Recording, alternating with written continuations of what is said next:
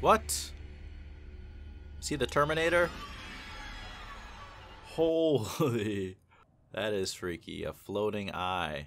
Welcome back, Super Friends and Super Family. I am Thor, your friendly neighborhood god of thunder. Today I'm reacting to Angel, Episode 4. So I've just been having a blast with this show. I think it's a great companion piece to go along with Buffy. And in a way, it's interesting. It almost is a nice touch of variety because it's similar to Buffy, but it helps mix things up. I am following, I believe, the official watch order. But so far, it's just been back and forth. One episode of Buffy, one episode of Angel. And I'm enjoying that, if that makes sense. You know, it helps keep things fresh, and I feel like when I'm watching Angel, part of me is curious about what's going on in Sunnydale, and then when I'm watching Buffy, part of me is like, oh, what's Angel up to in Los Angeles? I don't know, I just think so far the way that the two things have been connected has just piqued my interest for both shows as opposed to losing any momentum because I'm going back and forth. But I'd be curious what people think about that, but so far I'm enjoying it. Last episode of Angel is really, really good. I mean, he made a tactical error destroying the Ring of Power, but you know, I get it. He really just wanted an excuse to sit around in the shadows, okay? This was his get out of jail free card, walk around like a normal human and be forced to socialize, and instead Angel crushed it. And he had a good excuse. He's like, no, I'm helping the little guy. But come on, we all know that Angel just wanted to live the nightlife. But yeah, it was just a really good episode. I really enjoyed how they dived a little bit deeper and kind of highlighted some of Angel's guilt that he has for his past evil crimes, you know. And seeing Spike, I mean, I don't know if Spike and Angel could ever team up, but they're so cool. I'm such a fan of both of their characters. I'd almost be down for like a buddy cop duo with Spike and Angel on the same team, and I hope that Spike doesn't lose, you know, kind of his antagonism. Like I wouldn't mind if he's kind of making fun of Angel's brooding and quiet. I really like that, but I still think they could be friends in a way. Spike, he fails at everything he tries to do. You know, when is he just gonna switch sides just so he can get a win? You know, but I'm excited to check out this episode and just continue on this journey here. As always, if you want to watch the full unedited reaction, that is up on Patreon. Thank you to everyone who supports there. Next week's reaction will also be out there. Let's just get into today's reaction. Angel, Episode 4.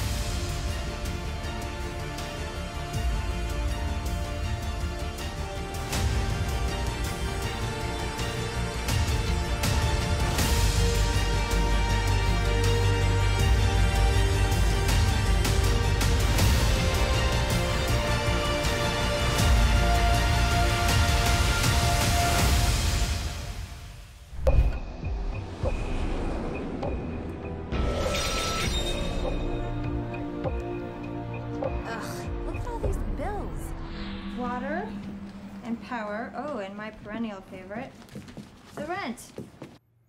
Oh yes, the fun bills. Be charging. I know Angel's been working day and night to help people fight their personal demons, but I need a raise. Has he been working day and night, or more like night and night? Needs. A person needs certain designer things. That's true, Cordelia. That is a real need. Walking off into the dark, his long coat flowing behind him in that mysterious and attractive way. Okay, Doyle, did you turn into Spike? You know, he projects a certain kind of image, and asking for money isn't part of it. He's sensitive about that. Well, that's why you guys come in. You guys can be the face of the business and charge, so Angel can be the cool hero type. How does coffee? Right. Morning. Morning.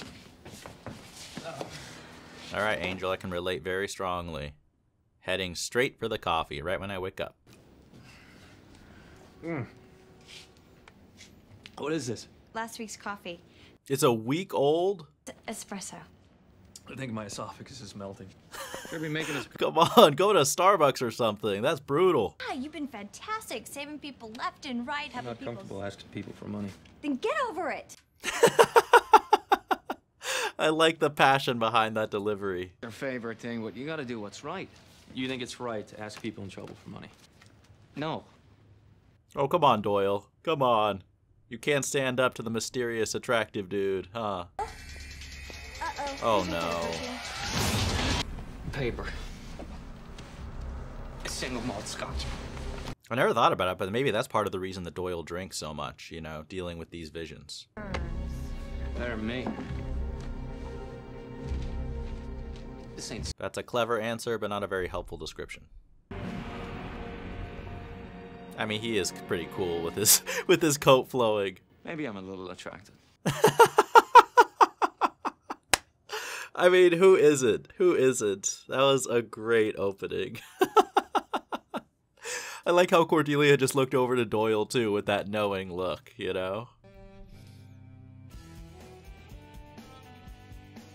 I think that Angel, you know what he needs in his collection is a superhero outfit that protects him from sunlight, since, you know, he was so set on destroying the ring that would have helped out in a lot of ways. Said Penny. I was very clear on the phone. I spelled it with letters. Perfect. That's how they fixed it? You messed up the frosting. You weren't even being precise. Happy birthday! Oh, this is so sweet. Oh, dang, I thought she was going to be angry. We thought you should be Penji from now on. We think it suits you better. Make a wish already. Okay. I think a better story would just be telling the truth that they messed up the name. Who are they from? I don't know. Delivery guy from Ned's Flowers. This is not a good flower gift. No. No one ever sends me flowers. Same. No one ever sends me flowers. What is wrong with the world?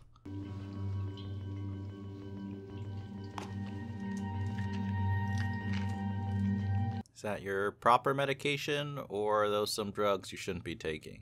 I mean, and it's in a prescription bottle, so hopefully she's not making a mistake here. You better hope Angel shows up, because this looks like a scene where you're about to get killed or turn into a vampire. Oh, thank goodness. There he is. I don't think I can afford private security. It's not about money. See, I just help people sometimes. Cordelia shows up. She's like, it is about money. I'm not explaining this very well. No, but thanks. If you need anything, just call that number. Poor Angel. He's not the best salesman. Sounds to me like she was scared to begin with. Am I intimidating? I mean, do I put people off? Well, as vampires go, you're pretty cuddly. That is very true. Comparison. It shouldn't be about money. It isn't. Yeah, you should listen to... It isn't? No. It's about doing what's best for the people you've helped. I love how Doyle completely caves when he's face to face with Angel. Never backs up Cordy. They can feel like they've paid their debt to you, and they can move on. Independent, like. You're a lot smarter than you look. That was actually pretty good. I don't know what you want. Oh, I just want you to be happy and healthy, silly. Speaking of... Who is this guy? Britney Spears' dad? In love? Ronald, we had one date. Oh, you gotta be kidding me. He's like Anya, but not funny, scary.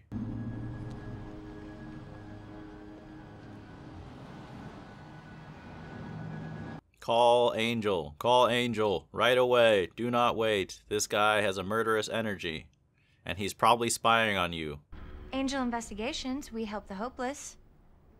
Well, That's actually a pretty good line to say when you pick up the phone. I like it. We help the hopeless.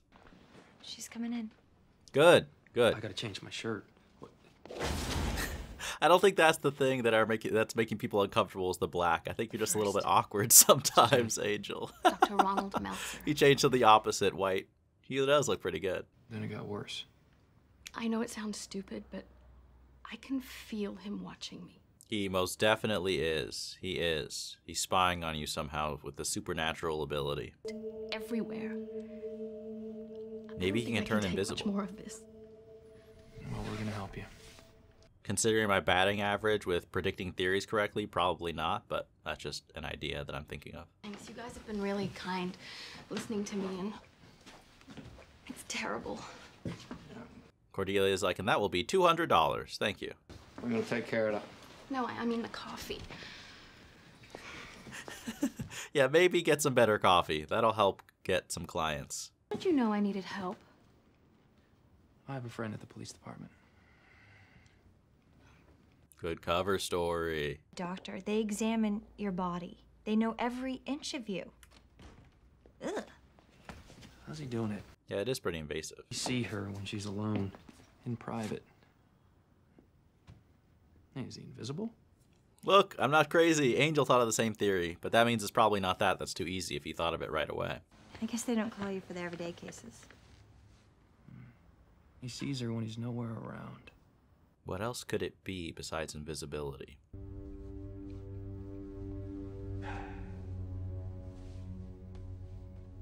Well, I don't think he's invisible unless he can, like, make a clone of himself, like, duplicate his body somehow. What? Is he the Terminator? Holy. That is freaky. A floating eye. Where's the bride when you need her to squish it out? Kill Bill reference, anyone?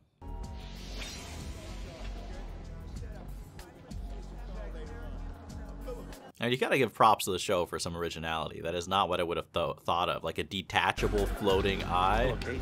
Pretty creative. Oh, there she is. Good to see her back. So, judging by your uncomfortableness, I would say you're either about to ask me out on a date or you need a favor. A favor. And I'm gonna go with favor. So ask. He would be a lot more uncomfortable if he was here to ask you on a date. Way more nervous. Not quite so many, but protecting young women such as yourself? Well, yeah, there's been 4, and 3 of them are very much alive. Don't say that. 75% success rate is not encouraging. When Angel's finished with this case, I guarantee you'll be wanting to jump off a bridge again. I get what you meant, but that was a pretty funny way to put it. Wolfram and Hart, you know the name? I've heard it. Yeah, they're the law firm that Johnny Cochran is too ethical to join. She's still afraid. He took this girl's power away, and nobody can get it back for her but her. Dang. That's a great point she's making, though, too. And it does show, like, how permanent the effects of a stalker or someone can be on you, you know, psychologically.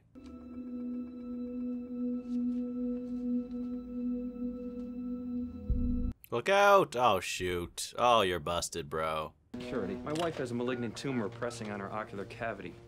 She's gonna die unless someone has the nerve to operate. And honestly, a good cover, Angel. I'm not willing to watch her suffer and die while the law catches up with science. What I am willing to do is pay you whatever it takes. I love the dichotomy of Angel's character, like how he can be so smooth and have the perfect thing to say when he's on the job. Like that's where his strengths really shine. But then in another situation, you know, with the more human element, he's so awkward and bumbling. It's a great combination for a character. You only have so much time to reattach before it atrophies. Yuck. What? Nothing. I'll keep your name out of it, but just between us, what is the real dish on this guy? Oh, she knows, she knows. But eventually even she fails him. And he has to hurt her because when he looks at her, all he sees is how useless he is, how damaged. Did you take psychology, Angel? It seems like he's got some real truth there. I feel like he's spot on. Then Pierre Not Prudent says we were everywhere at once since we're all made up of the same molecules. I remember that guy. Made a big noise a few years back. I don't know who that is. Is that a real person? With Ronald Meltzer. Thanks for having the nerve to believe. Did you steal this book? I mean, obviously. Does he have a library card? Does he look like the type? In any average human, it regulates billions of cells. And that's with 80% of the brain still untapped. I thought that was actually not true. But he exploded all that. That's when I stopped teaching. Because you stopped believing? No. I realized how dangerous it could be. You had to believe. Completely. Yeah. It's like creating the nuclear bomb, you know, some things, it's like, is that what we want to discover?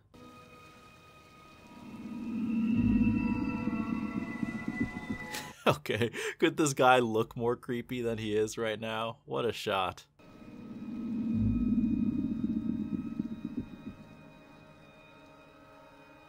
Imagine if you woke up in the middle of the night and you just saw like a single eye floating above you. Can you imagine how terrifying that would be?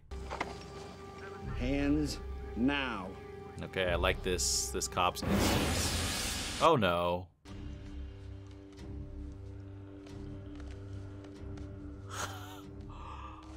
That is messed up. Not you. That's quite all right, officer. Just doing your job. I mean, come on, he's still being creepy staring in someone's yard.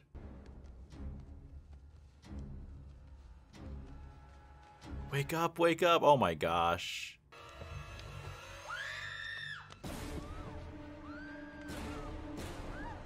Hurry up, get in there, get in there.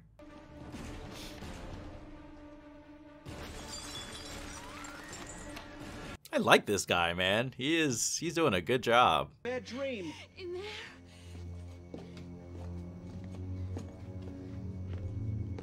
They're gonna be gone. The hands are gonna be gone. They're too quick. Look, there's no one in your bedroom. There's no one in your bathroom.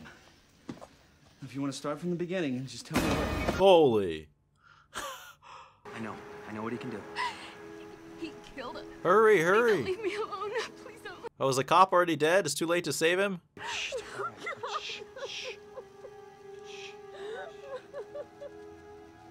Oh, this is just gonna trigger him even more. He's gonna be furious seeing like another man comforting her.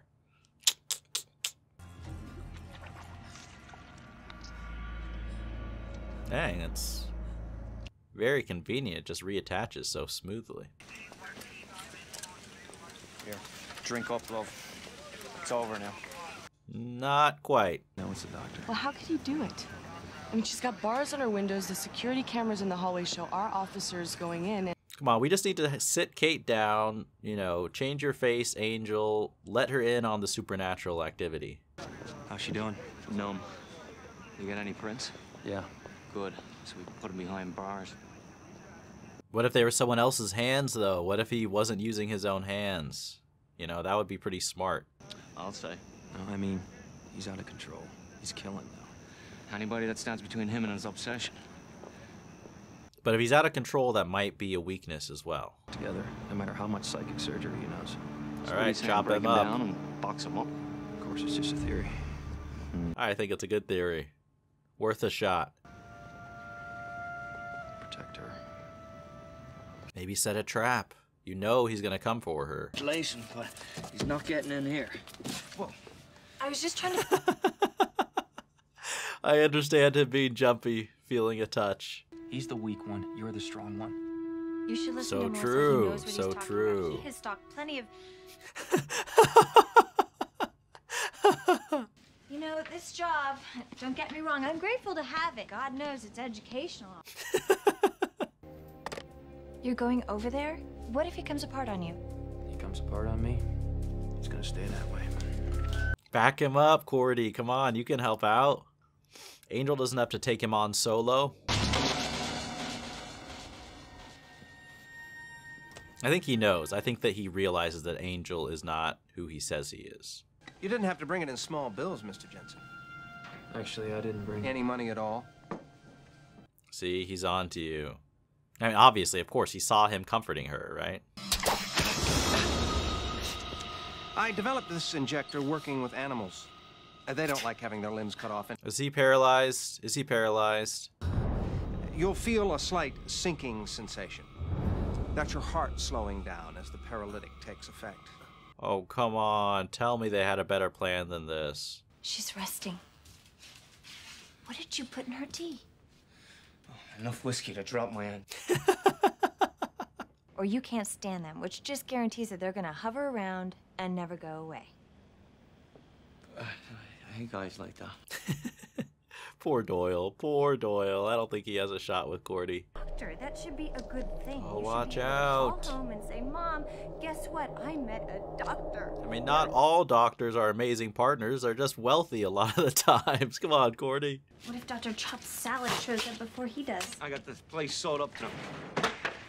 You were saying, Doyle? You were saying? And who's going to help Angel? He's all on his own. He's in a bad spot. Cool shaky cam POV. Good, good. At least he picked up some weapons. Nice. Just the wind. No, no, no, no. So you want to play some cards or you want to watch the tube? Sure. How about some gin?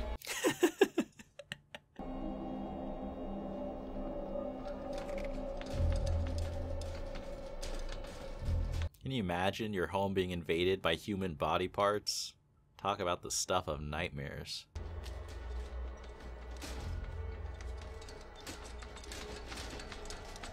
That is messed up.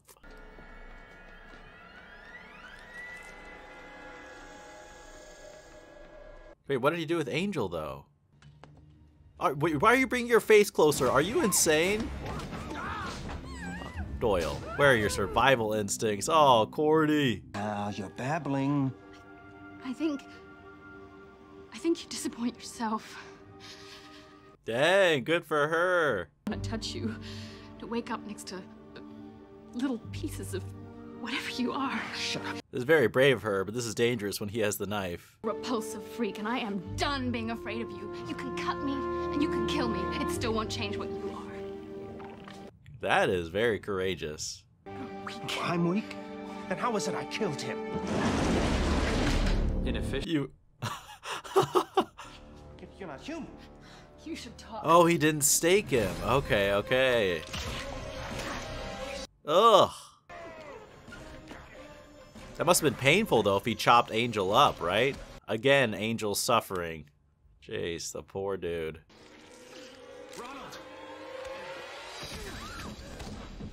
Did he knock his head off?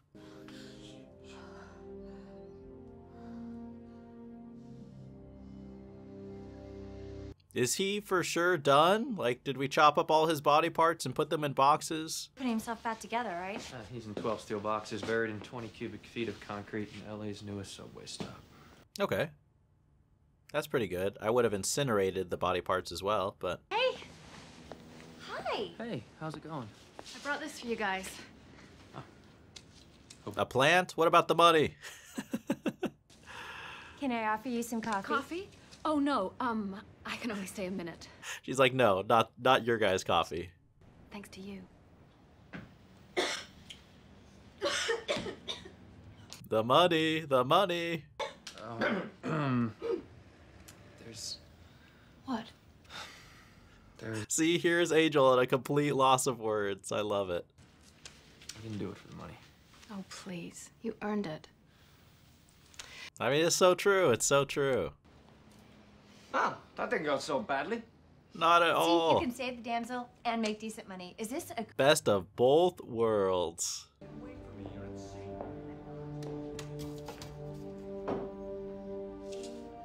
A job well done.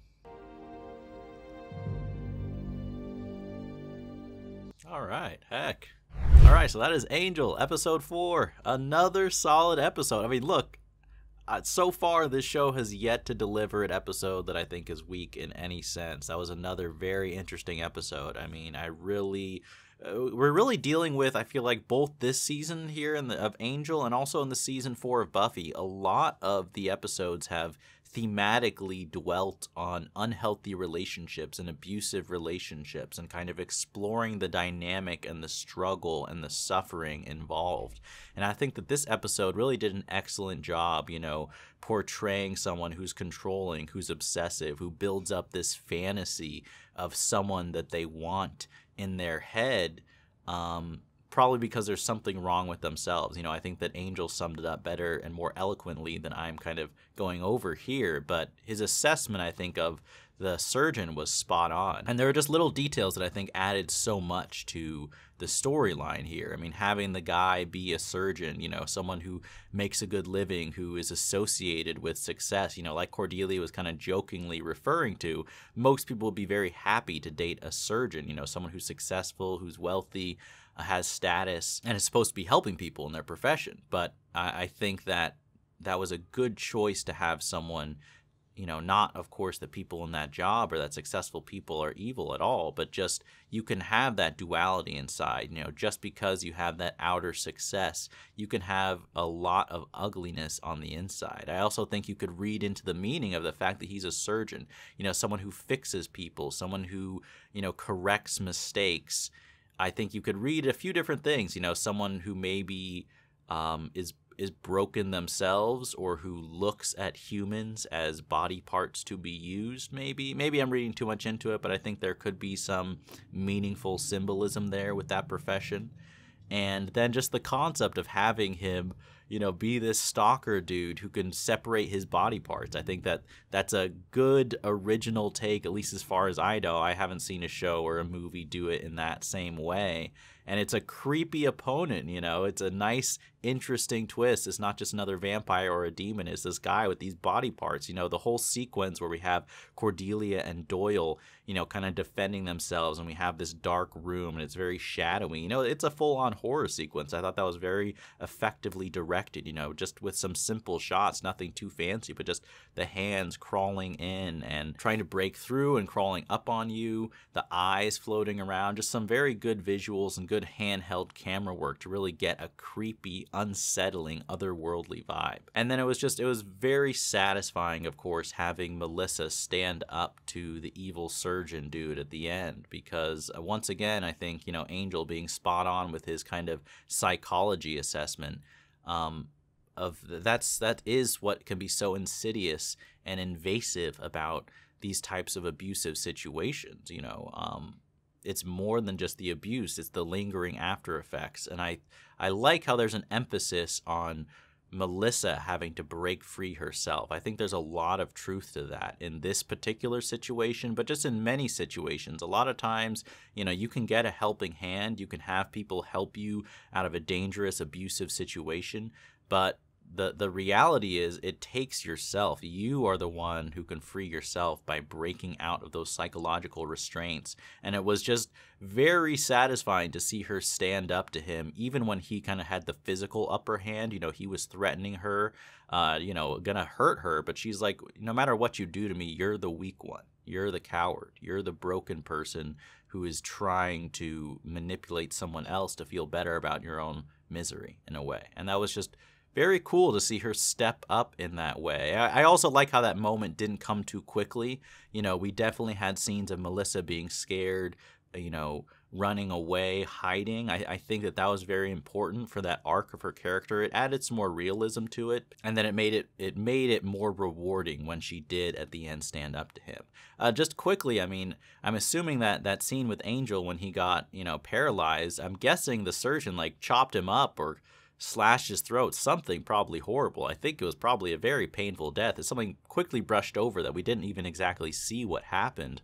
But once again, Angel, you know, suffering. This dude, like, he has had it rough. You know, he truly is a superhero in the sense that he takes on the burden of so much. And when does he complain? You know, I wouldn't blame the guy if he just sat there and was talking to Cordelia and Doyle for hours. Like, dude, did you realize what I just went through? He chopped me up into pieces. I came back because I'm a vampire, but man, that sucked.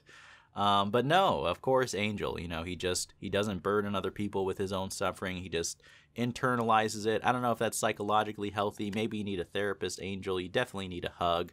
Maybe you needed a date with Kate. You know, Kate, well, cool to see her back again. And I don't know. I like her character. I don't know if there's like a super strong chemistry with her and Angel, but I think there's an underlying, at least, respect and mutual interest. I could see it. I think I could see them being a good pair as well. I don't know.